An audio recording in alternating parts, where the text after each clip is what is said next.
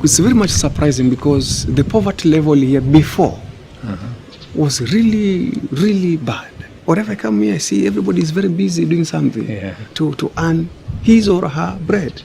So your investing in this area has actually changed the lifestyle of the so far.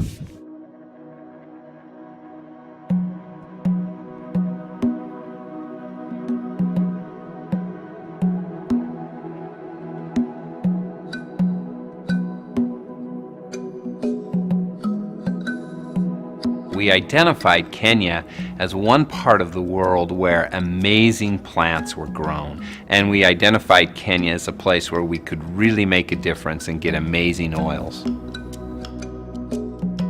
I was recently with a grower in Kenya where they were with their first harvest of their crop. And we talked to them and said, you know, how excited are you? And they said, you know, in our small land we have grown for years, we've never had a cash crop, a crop where we're actually paid right as it was harvested.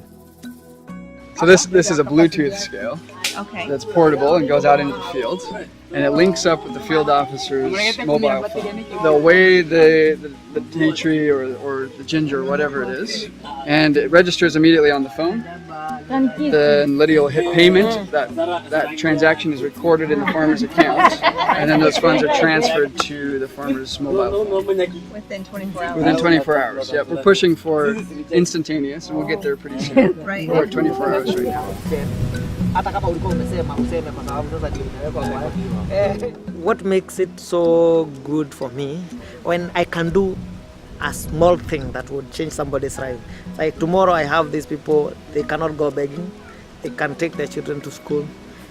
Because of one day I came and visited and spent 5 minutes to explain something, it makes the whole difference.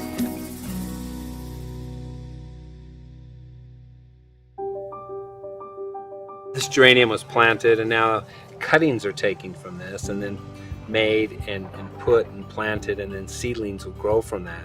And the seedlings are then provided to the farmers. I mean, the financial kind of inputs required to plant something like this all up front would be really challenging. So we've been really lucky to create a revolving credit fund, which allows farmers to buy all of these seedlings on credit.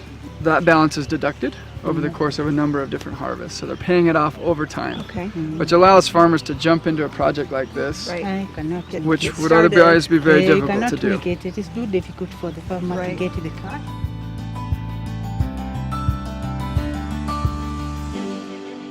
So they've been growing it for the last 6 months. This is their first harvest. They planted in February this year. We're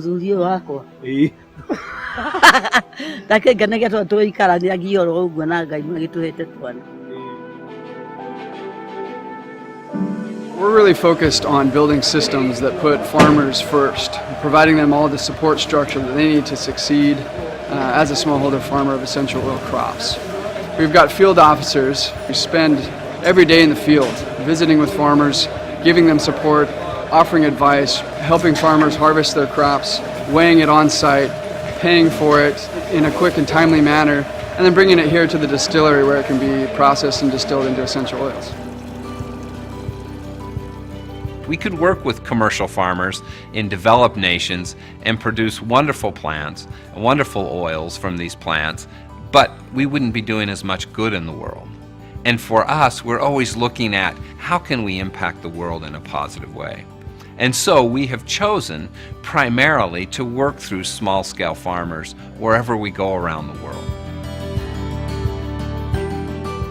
If we grow that 5 times or 10 times, does that fulfill your dream? You'll have fulfilled my dream and the dream of everybody else. I can see the small children going to schooling and acquire knowledge. It's a God-given, you know. God has actually listened to the cry, and these people will be self-dependent. That's what we are praying for.